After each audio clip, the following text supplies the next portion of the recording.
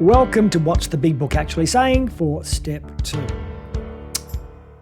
On page 59, we get the official description of Step 2, if you want to call it that, the one we read on the walls. 2, came to believe that a power greater than ourselves could restore us to sanity. Now, as I say, page 59, it's like Step 1. Step 2 has been fully explored before page 59, so this reads very much as a summary, assuming that we've read up to page 59. That's how people read books, in linear order from the first page through to, in this case, 59. So there's a lot of assumed knowledge that we already have read. We agnostics, for example, and other references in the big book to the essential belief or willingness to believe in a power greater than ourselves, given that human power is going to fail us. We've tried that, it hasn't worked. So what we need to do is accept that this description on its own reveals to us very little. Like, what insane? Are you calling me insane? I remember thinking that in my first couple of weeks of being a member of, what do you mean I'm crazy? And what is this idea? Is it God? Because I keep seeing the word God around the traps, but yet this reads power. Is it electrical power? What are we talking about? And of course, we get to think these things if we only get Step 2 as it reads here, because it's assuming we've already come across a lot more specific unpacking and specific information around what these concepts are getting. And let's be face it, they're fairly large concepts. So let's have a look at what the big book is actually saying about this critical step. Let's begin with the sanity bit, because that's the connection back to the previous step, especially the mental obsession side of being a hopeless alcoholic. So let's read this quote. These observations, and the observations are around powerlessness over alcohol, would be academic and pointless if our friend never took the first drink, thereby setting the terrible cycle in motion. Therefore, the main problem of the alcoholic centers in his mind. Now, I've had conversations with members of AA going, oh, yeah, see, everything we think is crazy. No. The specific reference here is, okay, if I accept I have an allergy to alcohol and I can't take in any alcohol at all, then why don't I just not do that? If I've got a peanut allergy and my head puffs up to twice the size, well, clearly the answer is don't eat peanuts. And yet if I kept eating peanuts, despite the fact my head puffs up to twice the size, then clearly it's my thinking that's a bit crazy, not the actual physical partaking of peanuts, or in our case, alcohol. But this goes on. And this is from There Is a Solution, page 23. So yeah, the problem for the alcoholic centers in their mind because we keep triggering the allergy. So if you ask them, an alcoholic, why they started on that last bender, the chances are they will offer you any one of 100 alibis. Okay? Sometimes these excuses, so alibis and excuses, in other words, the reasons why I took that first drink have a certain plausibility, but none of them really make sense in the light of the havoc an alcoholic's drinking bout creates. They sound like the philosophy of the person who, having a headache, beats themselves on the head with a hammer so they can't feel the ache. In other words, an insane philosophy. Making the pain worse makes it go away. No! Or yes, I love this idea of I'm feeling a minor sense of pain, so if I hit myself on the head with a hammer, well, it's no longer feeling minor pain, is it? So we are looking at an insane type of thinking. And if we go back a step, think about all the times I'm talking about me here as well, how many times I told you or someone else why I took that first drink, how terrible my life was, or what I had to celebrate. All the reasons why we drink are described here as alibis, are described here as excuses. Because whatever the reason was, even if it was like, oh my God, everything is just crushing down around me, that unmanageability is just out of control today in my life, a drink will take the edge off. What we need to accept, or in this case, what the big book is asking us to accept, is that whatever it is that gets you to that first drink, in the light of what happens after you start, once you trigger the allergy and it becomes the next bender or whatever, that havoc wins out. It's just not worth it. And yet we keep going back to this well, this poisonous alcoholic well. So this is a connection back to the mental obsession that we can drink like normal people, because the truth is we've already accepted the vital information that allows us to easily see our insanity. That being, I keep thinking at various points momentarily that I can drink like a normal person. You know, it's that forgetting of the evidence of our drinking history. So this is something we've already accepted. If we accept step 1 properly and fully, then we accept there are moments of insanity, and this is the sanity we need to be restored to, the idea that we never forget our drinking history. We never forget that we have an allergy to alcohol, which means we can't drink at all. We are powerless over alcohol. So let's keep going. This is a really nice example of this insanity in another way. And really it does link to the mental obsession that we can drink normally. I went to my hotel and leisurely dressed for dinner. So this is an alcoholic sharing his story. In italics, so it's important, as I crossed the threshold of the dining room, the thought came to mind that it would be nice to have a couple of cocktails with dinner. That was all, nothing more.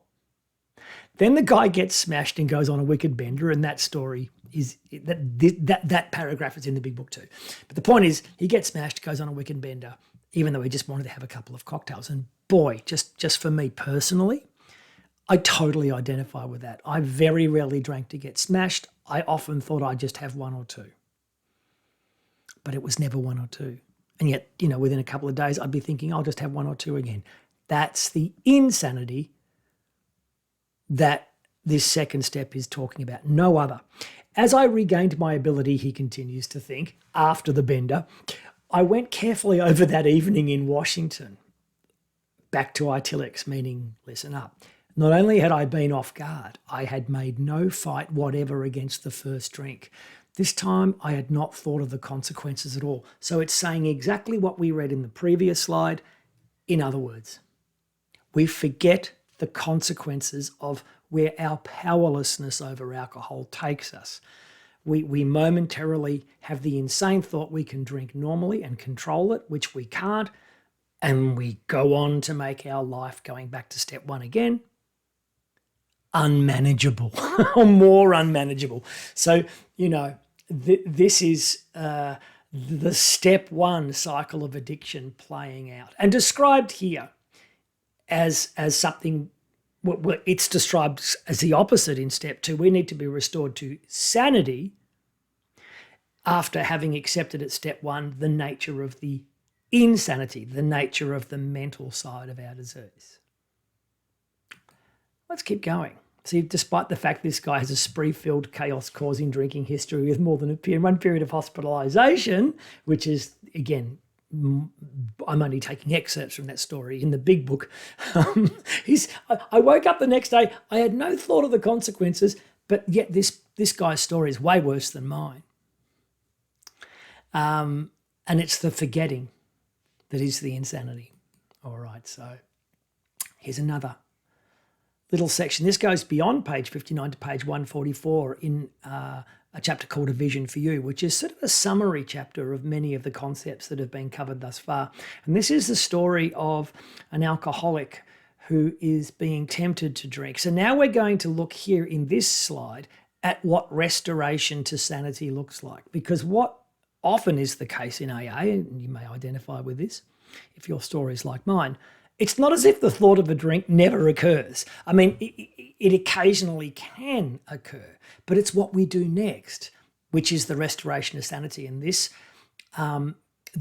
story really shows us what restoration to sanity looks like. So, of course, he couldn't drink, but why not sit hopefully at a table, a bottle of ginger ale before him?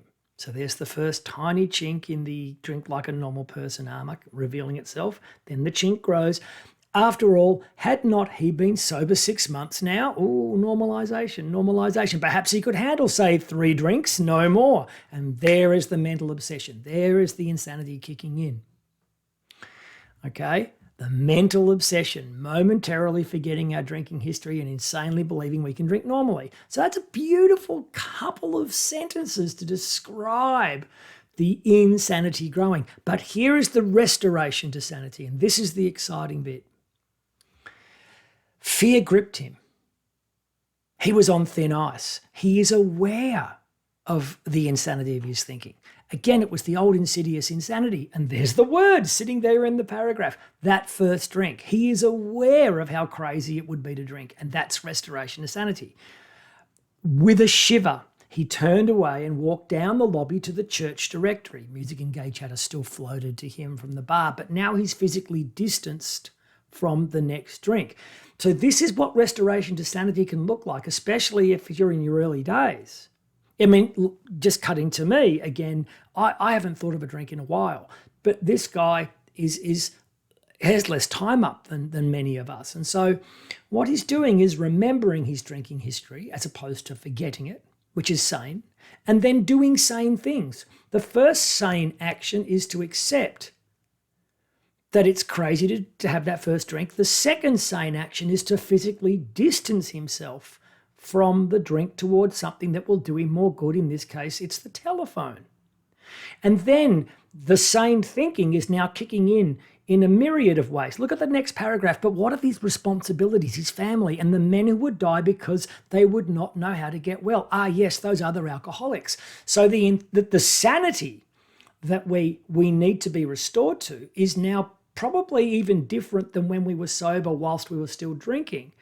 In between bouts, it's now thoughts about others and helping others and moral psychology and our way of life. The kind of thinking that our program takes us to.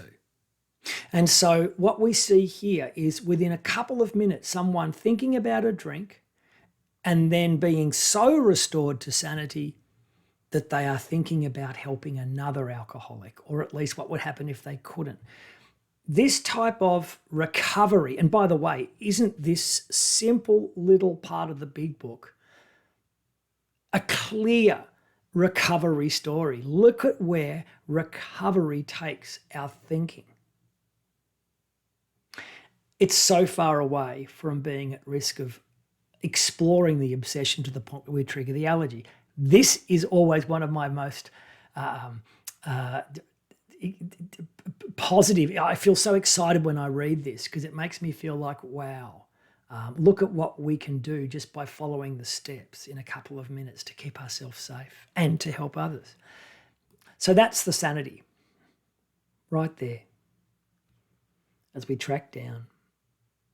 And you can read it chronologically, moving him away from a drink and towards a way of life which is indescribably wonderful for many of us in the space of a couple of sentences. So how do we get there? What did this guy do to not go into the bar and have a drink, but rather call someone to help? Well, he came to believe that a power greater than himself could actually give him that safety, give him that restoration to sanity, take him on a journey that leads to helping others as opposed to picking up a drink. So here's something from the doctor's opinion. I'm going to show you two quotes from doctors. Frothy emotional appeal seldom suffices. The message which can interest and hold these alcoholic people must have depth and weight. In nearly all cases, their ideals must be grounded in a power greater than themselves if they are to recreate their lives. So that's one doctor's perception. Here's another. Though not a religious person, this is the doctor talking, I have a profound respect for the spiritual approach in such cases as yours, meaning the 12-stepped alcoholic. For most cases, there is virtually no other solution. So here we have medical professionals who work in the area of helping many people get sober, accepting, number one, they can't help people like me with my allergy to alcohol get sober, and they are backing the spiritual solution, which when you think about it, if the rest of their day is spent helping people get sober through medical and psychological solutions, it's an amazing thing, a very humble thing for them to admit that there is a certain subset of alcoholics who can't get sober that way, wasting their time, trust the guys in AA. A spiritual approach will work for you. Now, let's be honest, these doctors, okay, doctors, not alcoholics, they can't affect a spiritual solution. In fact, there's a story in There Is a Solution, this chapter that I draw heavily from in these early videos. Carl Jung, perhaps the famous psychiatric doctor for the first half of the 20th century, he worked with alcoholics, and there is a story about him working with someone in the pre-AA days who eventually became one of the early members of AA. And this is Carl Jung's response to this person who at that time he was pronouncing hopeless and incurable. This guy, and I won't say his name, I know many of you listening probably do know his name, but his name's not mentioned in the big book, and so I'm not going to tell you his name because that would be me telling you what the big book isn't saying. So I hope that's okay. I do know it. But the point is, this guy's very rich, and he says to Carl Jung, look, okay, I get that you're pronouncing me dead, but is there no hope? To which Jung responds, exceptions to cases such as yours, in other words, chronic alcoholism, have been occurring since early times. Here and there, once in a while, alcoholics have what are called vital spiritual experiences. To me, in other words, to Carl Jung, these occurrences are phenomena. Now, once again, it's similar to the previous comments. He's a doctor. His job is to not prescribe phenomena. It's to describe sort of treatment which wasn't working in this person's case. Now, this is just a side thing, but phenomena or a phenomenon, look at the synonyms that come up when we look at this idea of, no wonder Carl Jung was saying, I can't help you, because the nature of the experience required to help someone like this alcoholic, and someone like me, I believe, is a rarity. It's a curiosity. It's more in the nature of incident or happening, something that is a marvel or sensational, a miracle, something prodigious. So these aren't medical terms. They're spiritual terms, something that Carl Jung was having a problem to affect. He continues, they appear to be in the nature of huge emotional displacements, in other words, changing someone's feelings, and rearrangements. Ideas, emotions, and attitudes, three sides of thinking and feeling, which were once the guiding forces of the lives of these men are suddenly cast to one side, and a completely new set of conceptions and motives begin to dominate them. Conceptions and motives, a way of seeing the world and a way of moving and choosing through the world. In fact, I have been trying to produce such emotional rearrangement with you. So Jung saying, I can't do this, but what you need to look for is a way to suddenly think, feel differently, to actually perceive things in a brand new way. Good luck with that. Bye. And I'm sure he was thinking, and please pay the invoice. So this was the journey that this particular alcoholic, after hearing these words from Jung, went back to America and found a way to become spiritual. And this was the beginning of our 12 steps via a group called the Oxford Group. Not going to go into that here, but it's something that you can research if you wish on your own. See, the thing is, Carl Jung couldn't do it. And Carl Jung was no slouch. He couldn't affect this solution. He was just a doctor. The problem was he could only use a human level of power. He was a brilliant human. He was a meta-human, but he was still a human. And what he was suggesting is, you need something, beyond me. All right. But going to step 2, came to believe Jung was successful in the way in helping this person in one critical respect. His words encouraged the patient to come to believe he needed a power greater than himself, i.e. a spiritual solution for alcoholism. With no higher power as yet on his horizon, this guy had fully taken what we now call step 2. See, this is the bit we miss in AA. We think we have to start to have a relationship with God at step 2. That is not true. That is more of a beginning to do that at step 3 and beyond thing.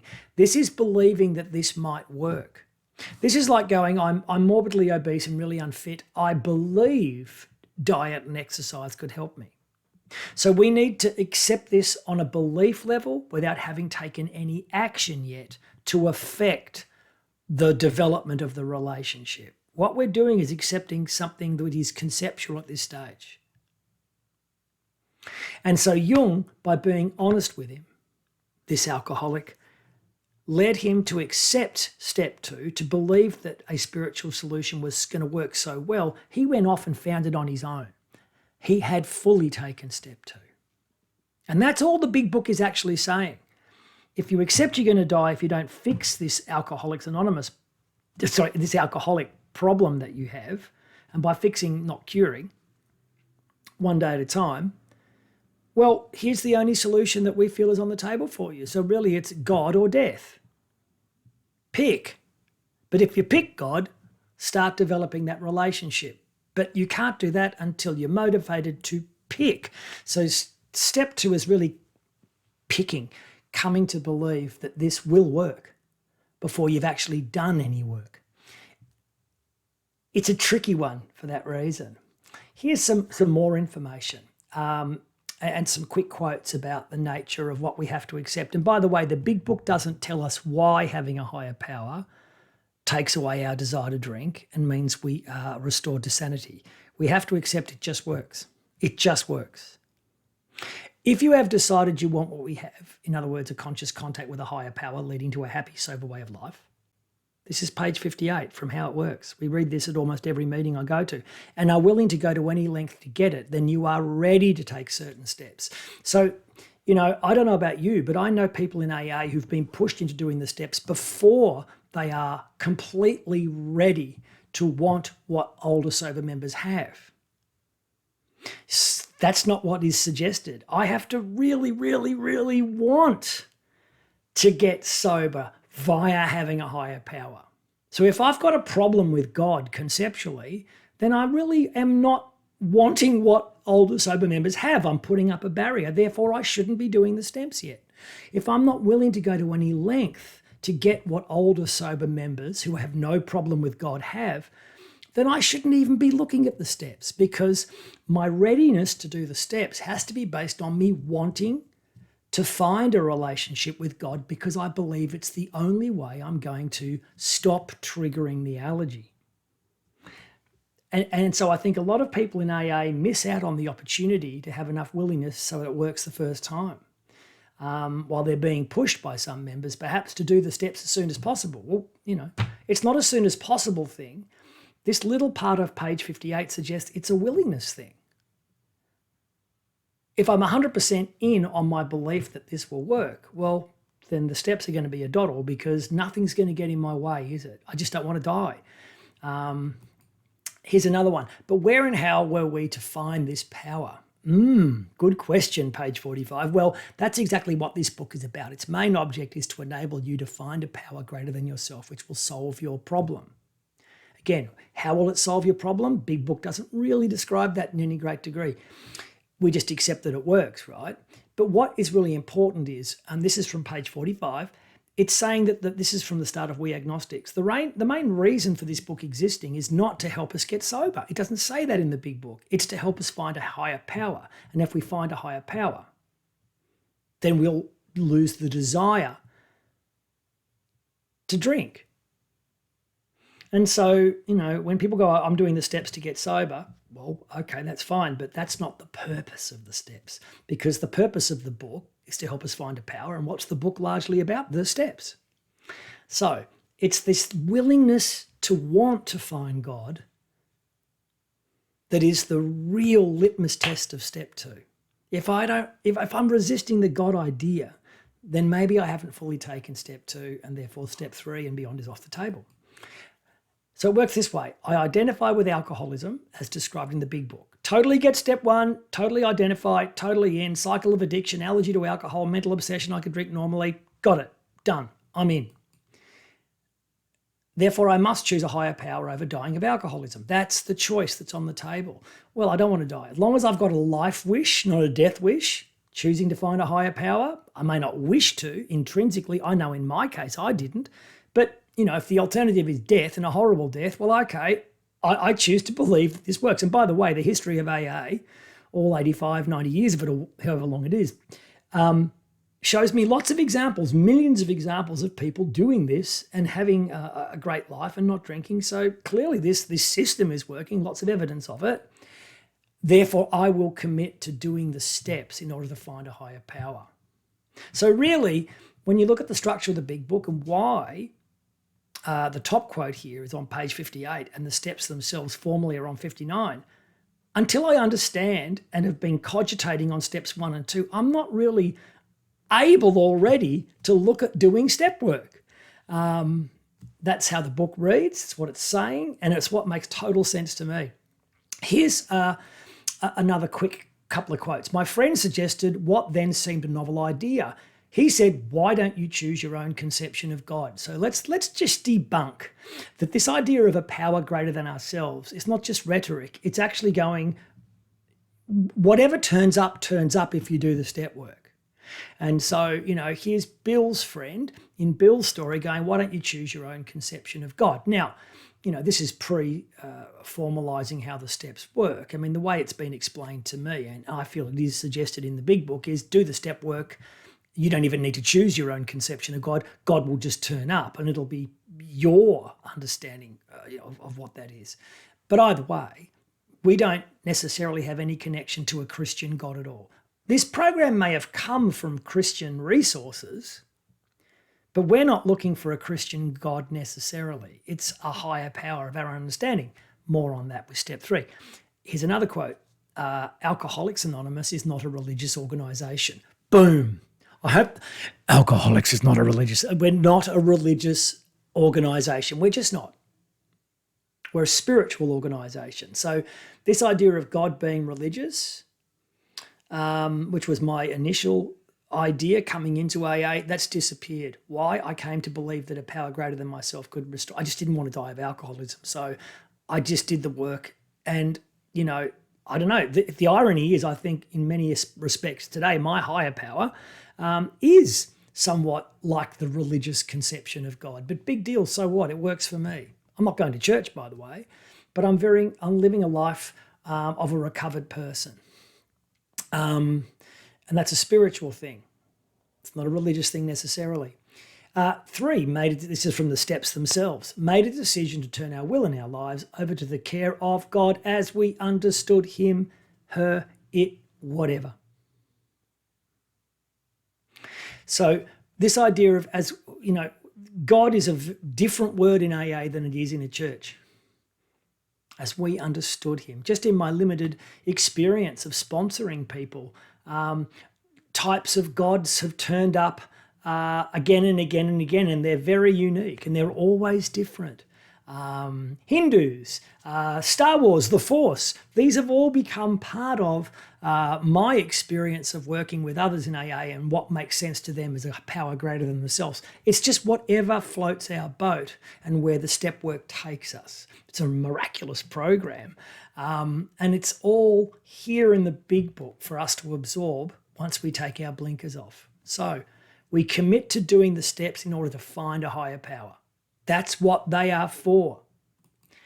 We do the step work with an open mind, no longer blocked to the idea of, I've got a problem with the idea of God. Well, actually, have no idea of God. Just do the steps and, you'll be right because, hey, you've come to believe that this is going to work and the only alternative is death.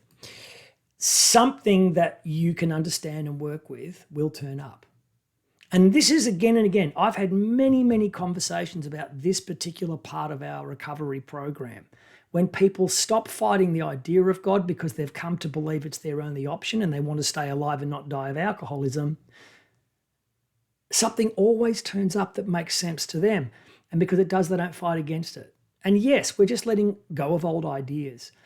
But this is why step 2 is such a significant step. And yet, when we read what the big book is actually saying, it's also quite simple. There's just acceptance that this may work as it's done for millions of others.